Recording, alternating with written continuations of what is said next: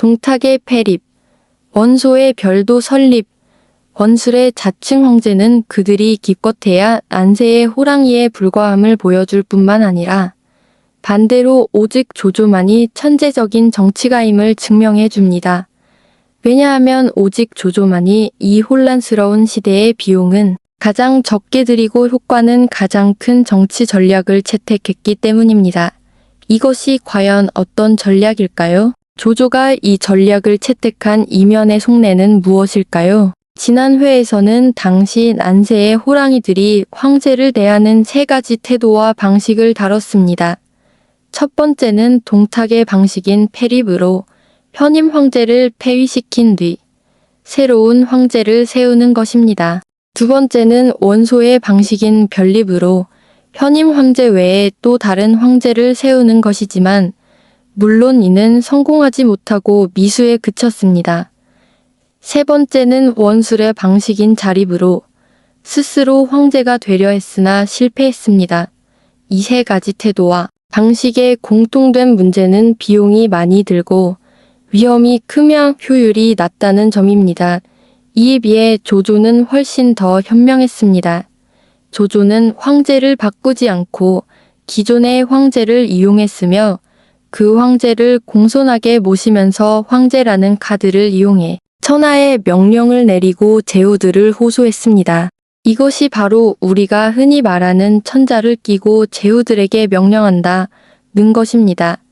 사실 이 표현은 논란의 여지가 있는데 조조 부인과 조조 세력의 사람들은 결코 천자를 끼고 제후들에게 명령한다 라고 말한 적이 없습니다. 조조의 모사 모제는 그에게 천자를 모시고 충성하지 않는 자들을 다스리고 농사를 지어 군자재를 비축하라는 제안을 했습니다.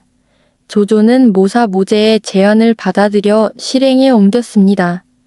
즉 조조의 노선과 전략은 천자를 모시고 충성하지 않는 자들을 다스리는 것이지 천자를 앞세워 제후들을 다스리는 것이 아니었습니다. 그렇다면 천자를 끼고 제후들을 다스린다는 말은 어떻게 생겨난 것일까요? 천자를 끼고 제후들을 다스린다는 말은 남들이 조조를 두고 한 말입니다. 예를 들어 제갈량이 이 말을 한 적이 있는데 그의 표현은 천자를 끼고 제후들을 다스린다 였으나 뜻은 같습니다. 즉 천자를 끼고 제후들을 다스린다는 말은 조조의 적들이 그를 두고 한 말인데 적의 말은 별로 믿을 수 있겠는가? 그렇다면 천자를 끼고 제후들을 다스린다는 말을 한 사람이 있었을까요? 있습니다. 누구일까요? 원소의 모사인 거수입니다. 그는 조조가 천자를 끼고 제후들을 다스리며 병마를 모아 복종하지 않는 자들을 토벌했다 라고 했습니다. 하지만 원소 휘하의 다른 모사들은 반대했습니다. 이 황제는 지금 무능한 존재인데 이런 무능한 자를 우리 쪽으로 데려와서 뭘 하려는 거냐 라고 말입니다. 그를 아련할 것인가 말 것인가, 그에게 상의할 것인가 말 것인가. 당연히 아련하고 상의해야 하겠지요. 지금 그를 데려오면 큰일이나 작은 일이나 모두 황제에게 상의해야 하는데 황제의 의견이 우리와 다를 경우 어떻게 하겠는가? 그의 말을 따를 것인가, 다르지 않을 것인가? 그의 말을 따르면 우리가 무게감이 없어 보이고 다르지 않으면 도 법을 어기는 것이 아닌가? 원소는 어떻게 생각했을까요? 현 황제는 동탁이 세운 사람이고 게다가 동탁이 황제를 폐위하고 새 황제를 세우려 했을 때 나 원소는 반대했었다. 지금 내가 다시 그를 모시러 간다면 내가 스스로 내 뺨을 때리는 꼴이 아니겠는가? 물론 지금 와서 내가 지지하던 그 황제를 다시 세울 수도 없다. 그 사람은 이미 동탁에게 살해당했으니 그만두자. 원소가 이 일로 망설이는 사이 조조가 한 발 앞서 나갔습니다. 서기 196년 동탁에게 납치되어 서안으로 끌려갔던 한원제는 동탁이 죽은 후 온갖 고생을 겪으며 당시의 수도인 낙양으로 돌아왔습니다. 이때의 낙양은 이미 폐허가 되어 몹시 황폐해져 있었고 낙양에서 황제와 백관들의 식사와 생활은 거지나 다름없었습니다. 조조는 이 소식을 접한 후 단호하게 모사보제의 천자를 모시고 충성하지 않는 자들을 제압하라는 제안을 받아들여 온갖 방법을 동원해 황제를 낙양에서 자신의 거점인 허연으로 모셔왔습니다. 조조는 한헌제를 허연으로 모셔온 뒤 즉시 자신의 행영을 비워 황제의 행궁으로 삼고 정중하게 모셨습니다. 이와 예절은 매우 철저하여 북서부 군벌들처럼 법도 없이 함부로 떠들고 떠드는 모습과는 전혀 달랐습니다. 예전에 황제가 장안에선 악양으로 옮겨오는 길에 매일 조정을 열곤 했는데 농가의 마당을 찾아 한가운데에 앉으면 모두가 와서 예에 따라 예의를 표하곤 했습니다. 서북 군벌들과 장교, 병사들은 모두 농가 마당 밖에서 구경하며 아, 황제가 조정을 여는 게 이런 식이구나라고 생각했습니다. 조조는 완전히 한나라 관리의 위엄과 대한 왕조의 예에 따라 정석대로 이 황제를 모셨을 뿐만 아니라 황제의 생활을 챙길 때도 매우 세심하고 정성스럽게 준비하여 마치 큰 집사 같은 모습이었습니다. 황제가 가장 감동한 것은 무엇이었을까요? 바로 조조가 재빨리 필요한 생활용품을 대량으로 보내준 것이었습니다. 조조는 이 모든 물건을 보내준 뒤 상잔물소라는 상소를 올렸습니다. 상잔물소에는 이렇게 적혀 있었습니다.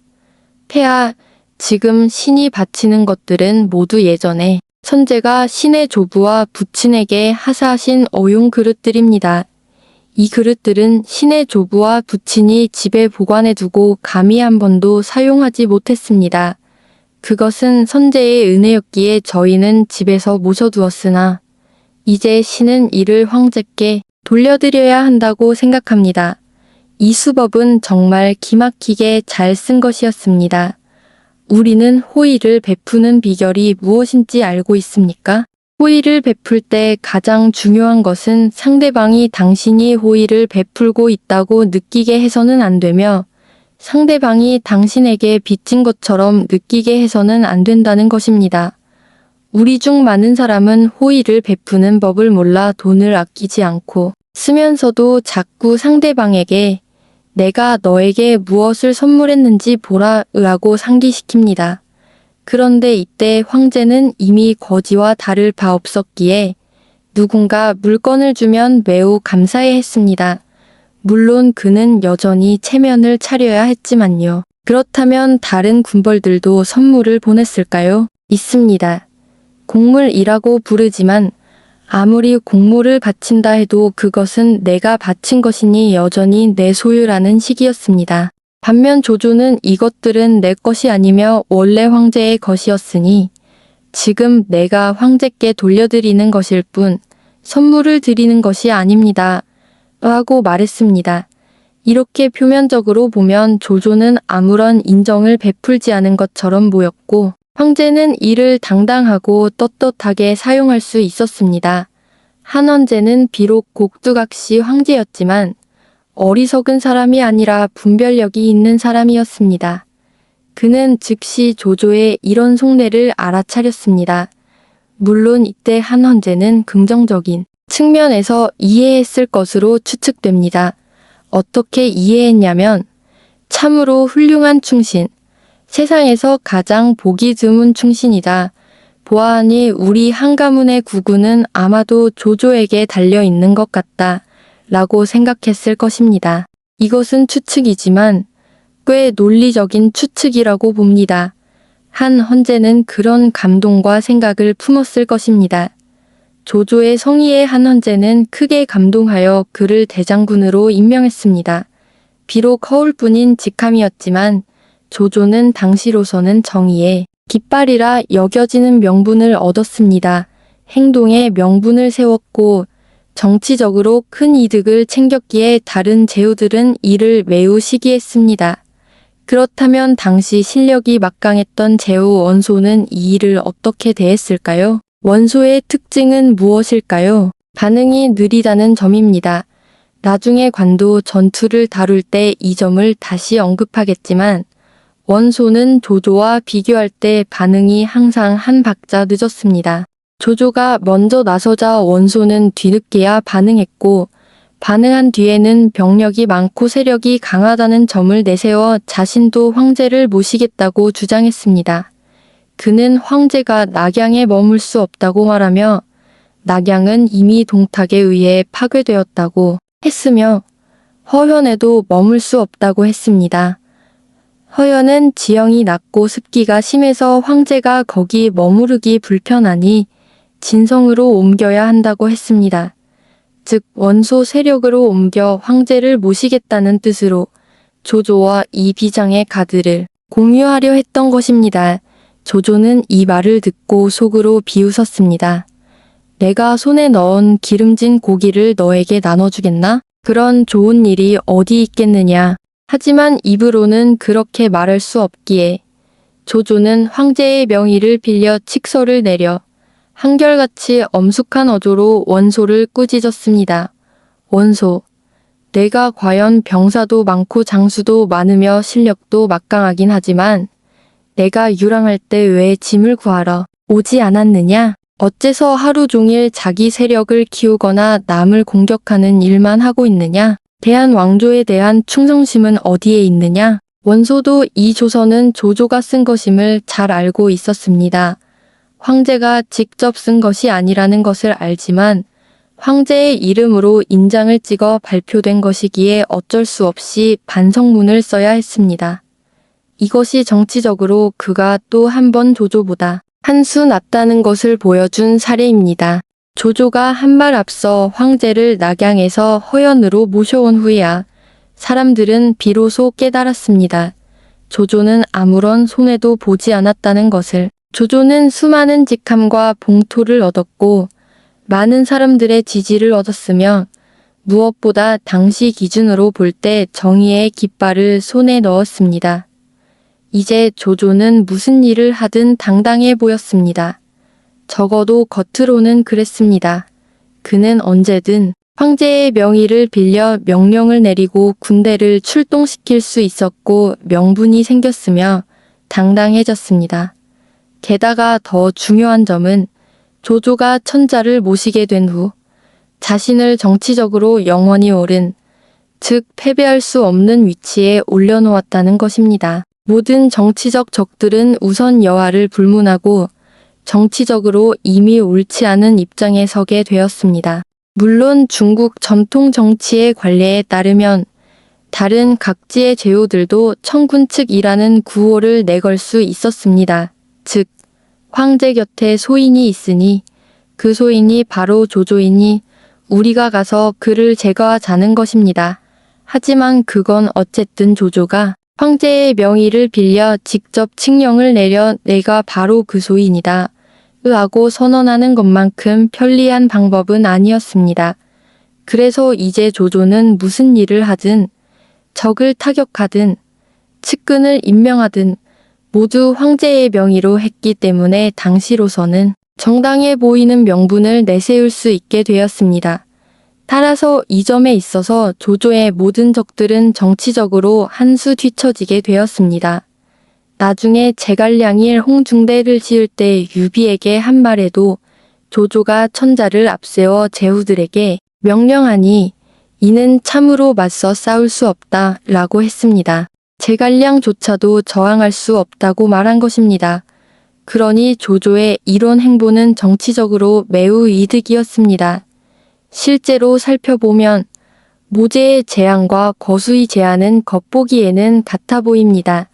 모제의 제안은 천자를 모시고 복종하지 않는 자들을 다스리고 농사를 지어 군자재를 비축하자는 것으로 하나는 천자를 공경하는 것이고 다른 하나는 실력을 키우는 것입니다.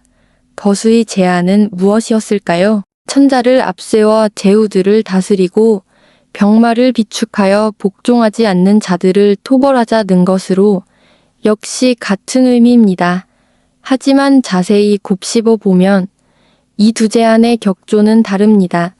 모제의 제안은 거수의 제안보다 격조가 훨씬 높습니다. 어디가 높을까요? 그는 천자를 봉, 즉 받드는 것이지 즉 인질로 삼는 것이 아니라는 뜻입니다. 봉은 존경하고 수호하는 것이며 협은 억류하고 이용하는 것입니다. 이 둘을 어찌 같은 선상에 놓고 말할 수 있겠습니까? 그러므로 격조 면에서 조조는 한 수 위였습니다. 설령 우리가 한 걸음 물러서서 조조의 생각이 원소와 같다고 치거나 혹은 모제의 뜻이 거수와 같아서 역시 선임 황제를 이용한다고 해도 그 카드를 먼저 손에 넣는 것만으로도 전략상 한 수 앞선 것입니다. 비장의 카드는 단 한 장뿐이며 누가 먼저 손에 넣느냐에 따라 승패가 결정됩니다. 안타깝게도 원소는 애초에 생각지도 못했으며 오히려 황황제 데려오는 것이 짐작이라고만 생각했습니다. 소설 삼국연애에서도 황제가 허연으로 옮겨간 후 조정의 크고 작은 일들은 모두 조조가 결정했다고 언급하고 있습니다. 그렇다면 실제로 역사에서 천자를 모시며 조조는 정말로 자신의 세력을 순조롭게 확장하고 복종하지 않는 제후들에게 명령을 내릴 수 있었을까요? 아닙니다. 첫째, 원소부터 조조의 말을 듣지 않았습니다. 조조가 대장군이 된 후 균형을 맞추기 위해 원소의 실력이 막강하다는 것을 알고 그를 달래야 한다고 생각했습니다. 게다가 원소는 어쨌든 그가 어릴 적부터 알고 지낸 친구였기에 황제에게 원소를 태위로 임명할 것을 건의했습니다. 태위는 삼공 중 한 자리로 당시 명목상 3군 총사령관이었습니다. 그런데 원소가 이를 거부하며 격분했습니다. 뭐라고? 내 원소가 태위를 맡고 저 조조가 대장군을 맡는다고? 그럼 내가 조정에 들어갈 때 줄을 서면 그 뒤에 서야 한다는 말인가? 도대체 말이 되는가? 조조가 뭐라고? 내가 말해주마. 저 조조라는 놈은 이미 몇 번이나 죽을 뻔했는데 모두 내 원소가 구해준 것이다. 그런데 이제 와서 내 머리 위로 기어올라 오줌을 싸려고 하다니 도대체 무슨 속셈인가? 원소는 이렇게 말했습니다. 그가 감히 천자를 앞세워 알을 위협하려는 것인가? 이것이 원문입니다. 원소의 이 말은 전혀 의미가 없습니다. 당시에는 대장군이든 태위든 사도든 솔직히 말해 그 모든 직책이 허울 뿐이었다는 것을 알아야 합니다. 당시 천하가 이미 분열되어 각 지역은 지방 군벌들이 장악하고 있었기 때문입니다. 조정의 명령이 내려가도 어차피 말해도 소용없는 헛소리나 다름없는 그런 느낌이었습니다. 대장군과 소장군 사이에 별다른 차이는 없었습니다. 중요한 것은 자신의 세력이 얼마나 큰가 하는 것이었으니 굳이 그런 자존심을 내세울 필요가 있었을까요? 하지만 조조는 매우 너그러웠습니다. 조조는 상황을 보고 이 시점에서 원소와 공개적으로 대립할 수는 없다고 판단했습니다. 그래서 조조는 상소를 올려 대장군직을 사임하고 원소에게 양보했습니다. 대장군이 되고 싶었나? 그럼 내가 양보하마. 결국 황제는 좋다. 그럼 원소를 대장군으로 삼으라 라고 했습니다. 솔직히 말해 이때 황제는 사실상 아무런 결정권도 없는 처지였습니다. 원소가 대장군이 되자 비로소 소동을 멈췄습니다. 사실 원소가 얻은 것은 무엇이었을까요? 체면뿐이었지 실질적인 이득은 하나도 없었습니다. 비록 관직은 조조보다 높았지만 그는 조조를 포함해 누구도 지휘할 수 없었습니다. 원소는 조조를 지휘해보고 싶어 했습니다. 그는 조조에게 편지를 보내 말했습니다. 당신은 지금 조정에 있지 않습니까? 권력을 쥐고 있지 않습니까? 양표와 공륜, 이 두 사람을 죽여주시오. 원소는 양표와 공륜과 원한이 있었기에 남의 손을 빌려 죽이려 했으나 조조는 과연 그의 말을 들었을까요? 첫째, 조조는 지금이 민심을 다잡을 때이지 무고한 사람을 함부로 죽일 때가 아니라는 것을 잘 알고 있었습니다. 조조는 왕윤도 아니고 원소도 아니었습니다. 조조는 절대 탄압의 범위를 넓히지 않을 것이며 지금은 살인을 할 때가 아니라는 것은 말할 것도 없고 하물며 저명한 인물을 죽일 때가 아니라는 것입니다. 설령 조조가 양표와 공륜을 죽이고 싶다고 해도 말입니다. 솔직히 말해 조조도 양표와 공룡을 좋아하지는 않았습니다. 공룡은 결국 조조에게 죽임을 당했지만 첫째로 지금은 죽일 일이 아니었고 둘째로 원소가 죽이라고 해서 무작정 죽일 수는 없는 일입니다. 그래서 조조는 한결같이 진지한 태도로 원소에게 답장을 보냈습니다. 원소 형제, 지금 천하가 대란에 휩싸여 모든 사람이 불안해하고 누구나 목숨이 위태롭다고 느끼며 각자가 위태로움을 느끼고 있소. 이것은 상하가 서로 의심하는 시기입니다. 이럴 때 우리가 집권하여 설령 가장 솔직한 마음으로 모두를 대한다 해도 사람들은 우리를 믿지 않을 것이오. 만약 우리가 함부로 몇 명을 죽인다면 사람들이 우리를 더 믿지 않게 되지 않겠소. 그렇게 해서는 안 됩니다. 원소는 차가운 거절을 당하고는 화가 치밀어 올랐지만 할 말을 잃고 말았습니다. 차가운 거절을 당한 원소는 조조의 진짜 속내를 알지 못했습니다. 조조가 천자를 모시고 허연으로 온 데에는 분명 자신의 계산이 있었습니다. 소설 삼국연애에서는 조조가 황제를 허연으로 옮긴 후 권력을 독점하여 천자를 앞세워 제후들을 다스리려 했다고 언급합니다.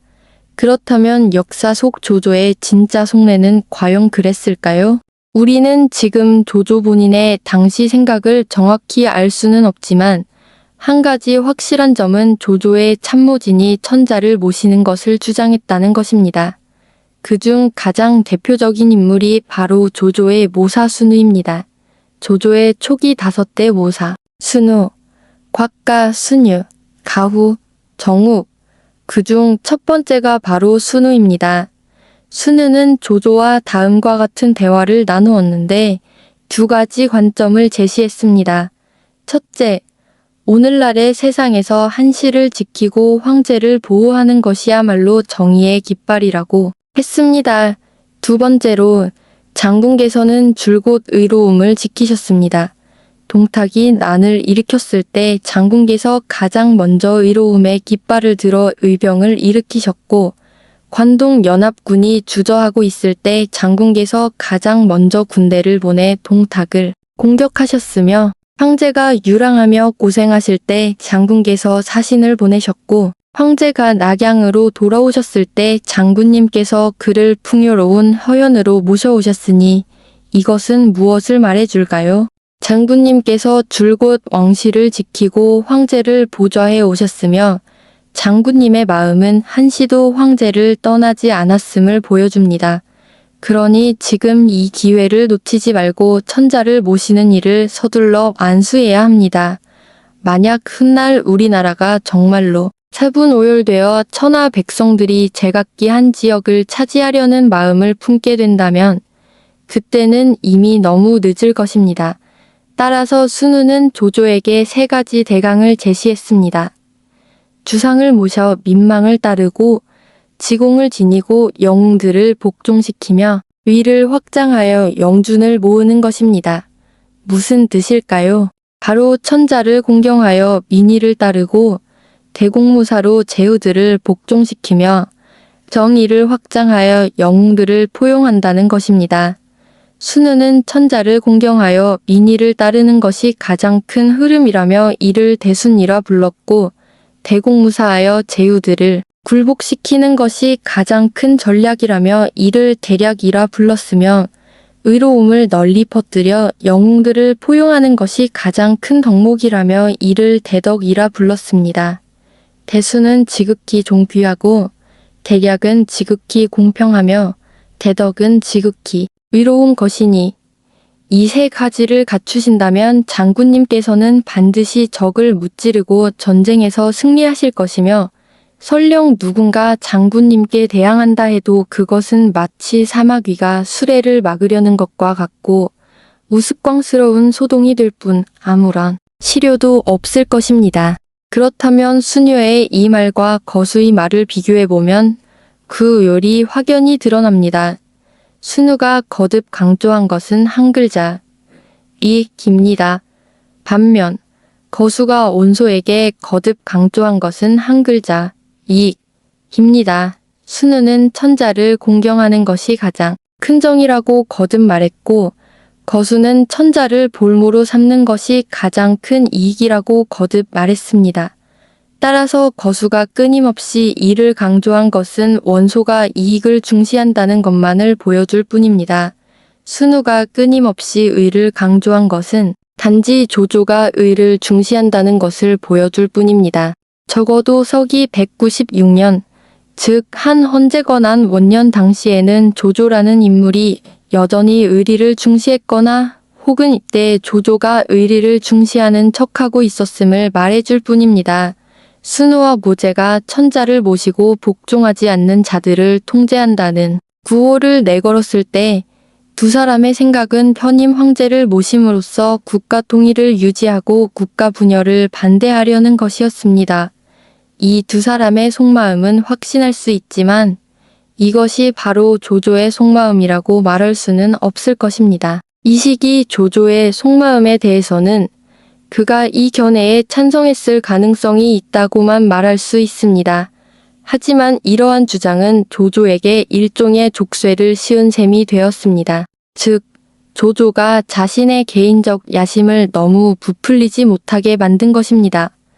특히 순유의 경우 조조 자신의 말을 빌려 조조에게 높은 모자를 씌워주면서 동시에 족쇄를 채운 셈입니다. 그래서 조조가 만년의 야심이 부풀어 올랐을 때 이 두 사람은 좋은 결말을 맞이하지 못했습니다. 순우는 조조에게 암살당했다고 전해지고 모제는 감옥에 갇혔는데 이는 후일담입니다. 이제 다시 한헌제건한 원년으로 돌아가 보겠습니다. 이 시기에 조조는 바로 열혈이 끓어오르는 젊은 장군에서 정치적으로 성숙한 난세의 영웅으로 변모한 것입니다. 이 시기에 조조는 아직 간웅이 아니라 영웅이었으며 여전히 국가 통일을 주창하고 국가 분열에 반대하는 입장이었습니다. 이를 위해 그는 편임 황제를 옹호해야 했는데 당시 상황에서 편임 황제는 국가 통일의 상징이었기 때문입니다. 하지만 소설 삼국연의에는 조조가 천자를 모셔온 후 독재권을 장악하려 했으며 조정의 일은 먼저 조조에게 보고한 뒤 황제에게 상주하도록 했다고 묘사되어 있습니다. 삼국연의의 이 내용은 역사적 사실과 일치할까요? 역사상 조조는 이 시기에 개인적인 야심이 있었을까요? 하지만 이 시기에 조조에게 개인적인 야심이 전혀 없었다고 말한다면 이는 사실에 부합하지 않을 것입니다. 신뢰도가 높지 않은 한 사료에 따르면 당시 왕립이라는 이름의 대사령, 즉 왕조의 사관이 한 헌제에게 자주 찾아가 말하곤 했다고 합니다. 천명은 바뀌게 마련입니다. 저는 역사학자입니다. 역사를 잘 압니다. 역사의 법칙이란 무엇입니까? 바로 천명은 영원하지 않다는 것입니다. 하늘은 항상 특정 인물이나 특정 가문을 편애하지 않습니다. 역사를 잘 아는 제 눈으로 볼 때 지금 천명은 하늘에서 위로 옮겨가고 있습니다. 장차 천하를 안정시킬 사람은 유시성이 아니라 조씨 성을 가진 사람일 것입니다. 계속 그렇게 말을 했더니 어느 날 조조가 그를 곁으로 불러 손을 잡으며 말했습니다. 선생님이 충신이라는 것은 알고 있습니다만 천도는 미묘하고 청기는 누설해서는 안 됩니다. 차라리 말을 좀 아끼시는 게 좋겠습니다. 이 기록이 신뢰할 만한지는 의심되는 부분이 있습니다. 왜냐하면 이 시점에 누군가가 위가 하늘 대신할 것이라고 말한다면 시기적으로 적합하지 않았을 것이기 때문입니다. 하지만 조조가 이때 그런 생각을 조금도 하지 않았다고 단정하기는 어려울 것입니다.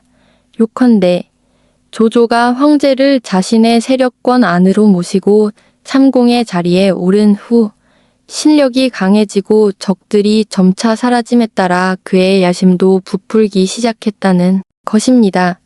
아마도 조조는 나중으로 갈수록 점점 더 전횡을 부리고 거만해지며 독재적으로 변해 황제를 황제로 대하지 않게 되었고 결국 의대조 사건이 발생하게 되었습니다.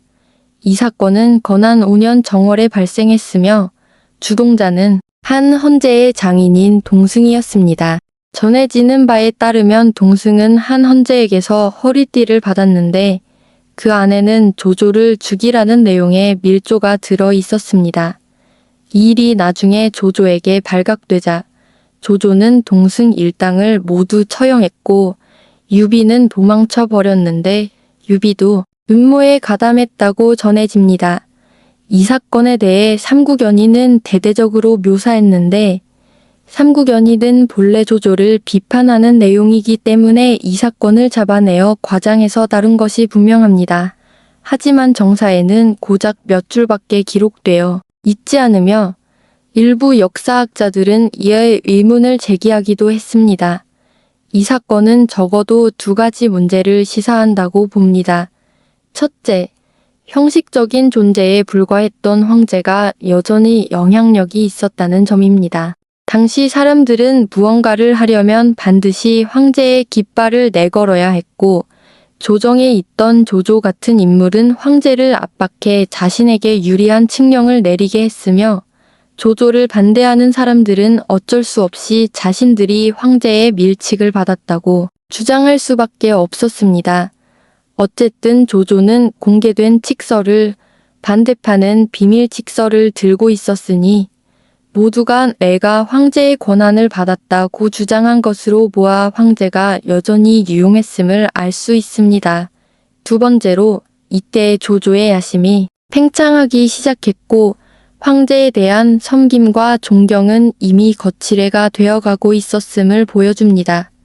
그렇다면 이 모든 과정이 전적으로 조조가 계획적이고 예상한 대로 이루어진 것일까요? 아니면 자연스레 형성된 것일까요? 솔직히 말해 이것도 명확히 알 수 없습니다.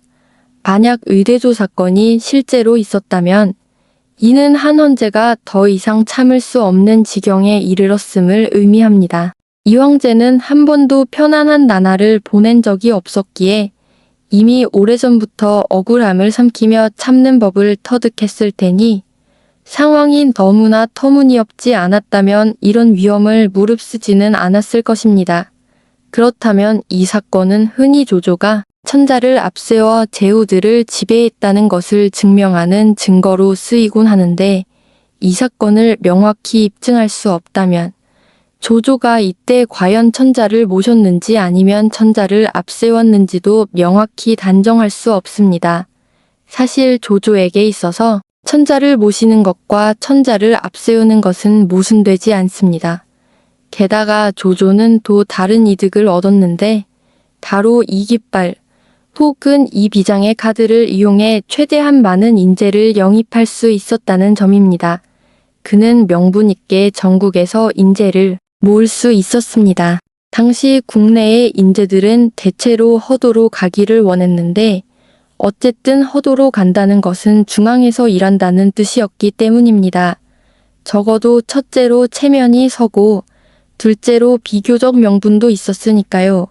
그 결과는 어땠을까요? 권직은 국가의 것이지만 인재는 자신의 것이 된 셈으로 조조는 아주 이득이 큰 거래를 성사시킨 것입니다. 이제 우리는 조조가 현직 황제를 자신의 세력권으로 끌어들인 후 정치적 자본과 인적 자원을 확보하여 그의 자산이 2배로 늘어났다는 사실을 알고 있습니다. 그리하여 그는 한 손으로는 왕실을 수호하고 황제를 지키겠다는 당시로서는 정의로 보였던 깃발을 높이 치켜들었고 다른 한 손으로는 뒤에서 몰래 칼을 뽑아들었습니다. 게다가 그 손놀림은 매우 빨랐습니다.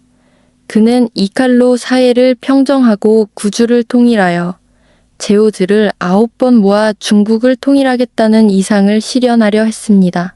과연 조조의 길은 순탄했을까요? 다음 회에서 다시 만나요. 감사합니다.